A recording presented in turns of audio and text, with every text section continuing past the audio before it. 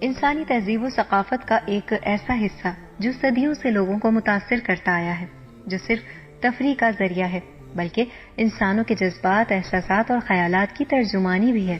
السلام علیکم دوستو۔ موسیقی ایک دیمک کی طرح ہے جو بظاہر تو چھپی ہوئی ہوتی ہے مگر اندر ہی اندر ہمارے جسم کو نقصان پہنچانے والی ہوتی ہے۔ دیمک ایک ایسا کیڑا ہے جو لکڑی کو کھا کر تباہ کر دیتا ہے۔ بظاہر نظر نہیں آتا مگر جب تک اس کا پتہ چلتا ہے تب تک بہت نقصان ہو چکا ہوتا ہے۔ اسی طرح موسیقی بھی بظاہر ایک خوشگوار اور اچھی چیز معلوم ہوتی ہے مگر بعض اوقات یہ ہماری معاشرتی اخلاقی بنیادوں اور ہمارے ایمان کو اندر ہی اندر کھا جاتی ہے۔ موسیقی ایک ایسا فن ہے کہ جس کی آواز ہمارے اندر کے جذبات کو ابھارتی ہے اور وہ جذبات ہمارے شہوت کو ابھارنے کی صلاحیت رکھتے ہیں، اور جب شہوت انسان میں جنم لے تو انسان بے قابو ہو جاتا ہے، ہر شے سے بیگانہ، بے خود سا۔ موسیقی کی آواز ہمارے ذہنوں پر گہرے اثرات مرتب کرتی ہے جس میں ہمارے جذبات، احساسات شامل ہیں۔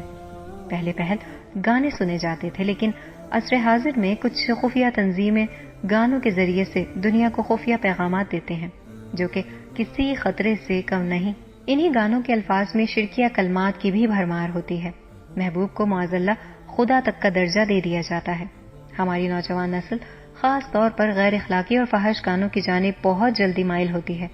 یہی گانے پھر ان کی شخصیت پر منفی اثرات مرتب کرتے ہیں۔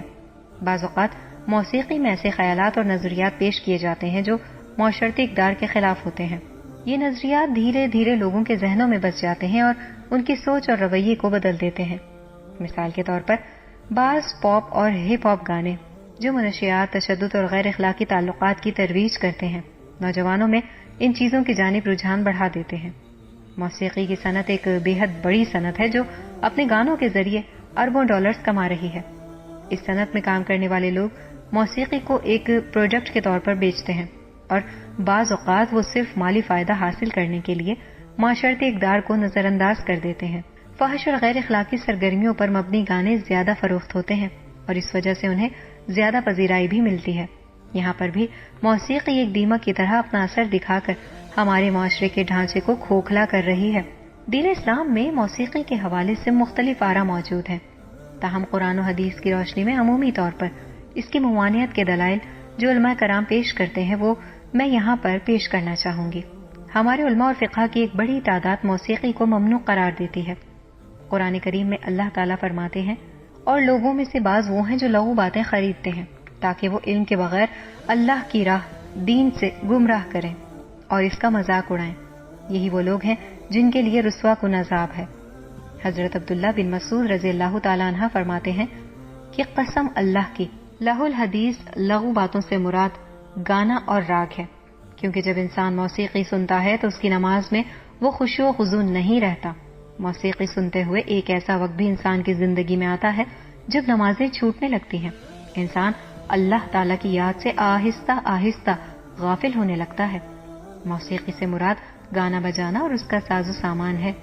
موسیقی کے آلات اور ہر وہ چیز جو انسان کو خیر اور بھلائی سے غافل کر دے اور اللہ کی عبادت سے دور کر دے، اس میں ان بدبختوں کا بھی ذکر ہے جو کلام اللہ سننے سے اعتراض کرتے ہیں اور ساز و موسیقی، نغمہ و سرور اور گانے وغیرہ خوب شوق سے سنتے ہیں اور ان میں دلچسپی لیتے ہیں۔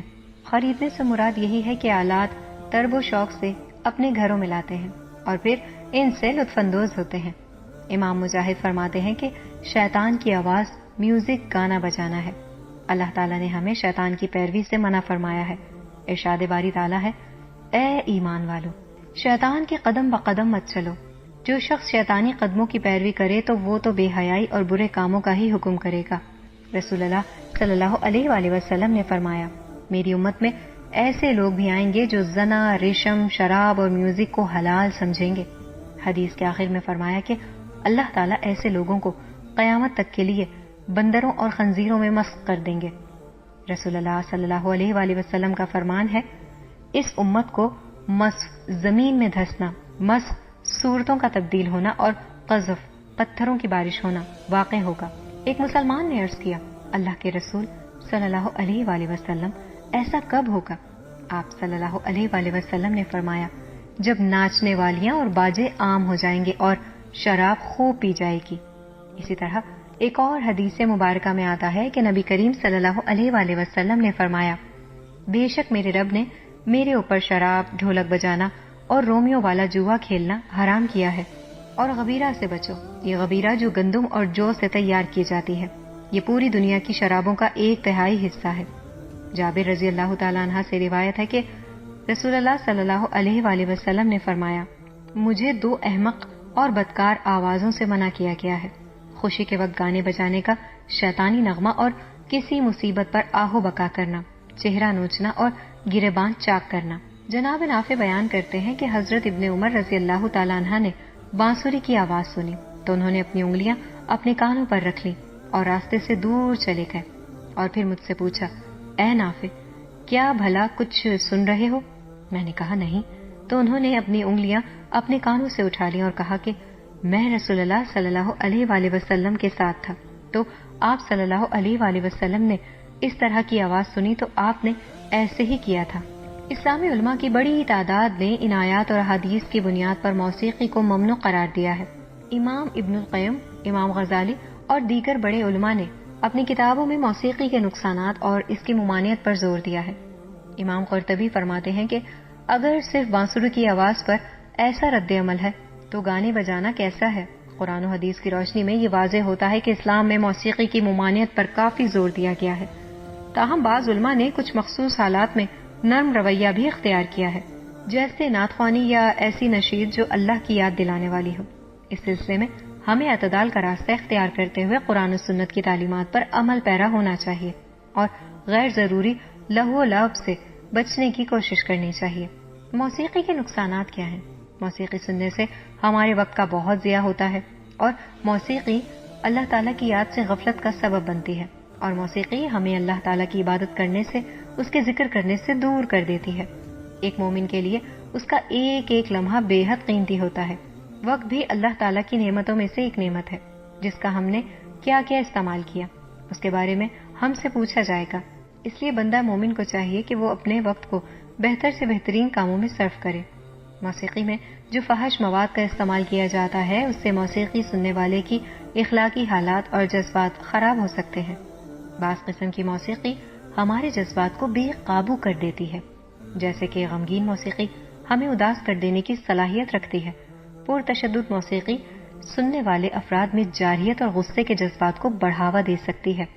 زیادہ تیز اور شور شرابے والی موسیقی ہمارے دماغ پر دباؤ ڈالنے کا سبب بن سکتی ہے، جو کہ دماغی صحت کے لیے نقصان دہ ہے۔ بلند آواز میں موسیقی سننے سے سماعت کی حس متاثر ہو سکتی ہے۔ اس کے علاوہ مسلسل ہیڈ فون کے استعمال سے کانوں میں درد اور دیگر مسائل پیدا ہو سکتے ہیں۔ رات کو دیر تک موسیقی سننے کی عادت نیند کی خرابی کا باعث بن سکتی ہے، جو کہ جسمانی صحت پر منفی اثر ڈالنے کی صلاحیت رکھتی ہے۔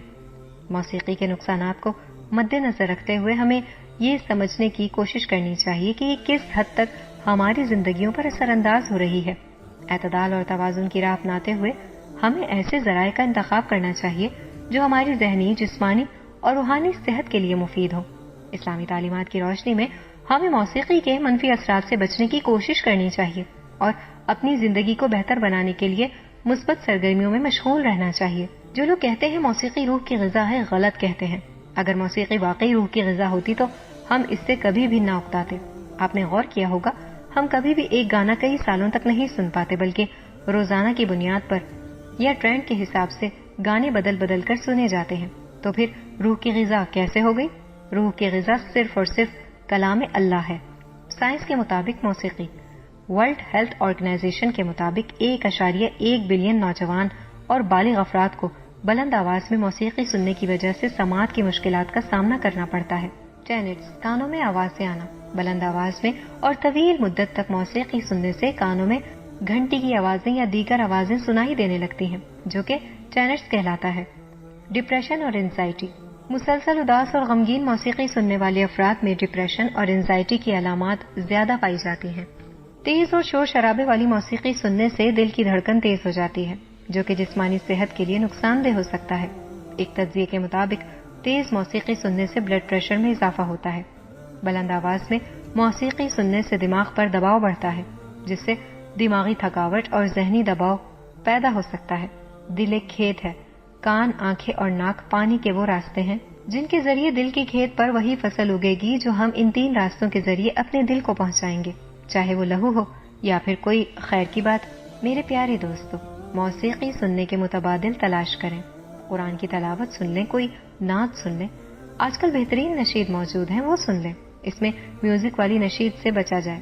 مطالعے کی عادت ڈالیں جو ذہنی سکون اور علم میں اضافے کا باعث بنے، جن میں مختلف قسم کی معلوماتی کہانیاں اور سبق آموز ناولز شامل ہیں۔ باقاعدگی سے نماز پڑھیں اور قرآن کی تلاوت کریں جو آپ کے دل و دماغ کو سکون دے گی۔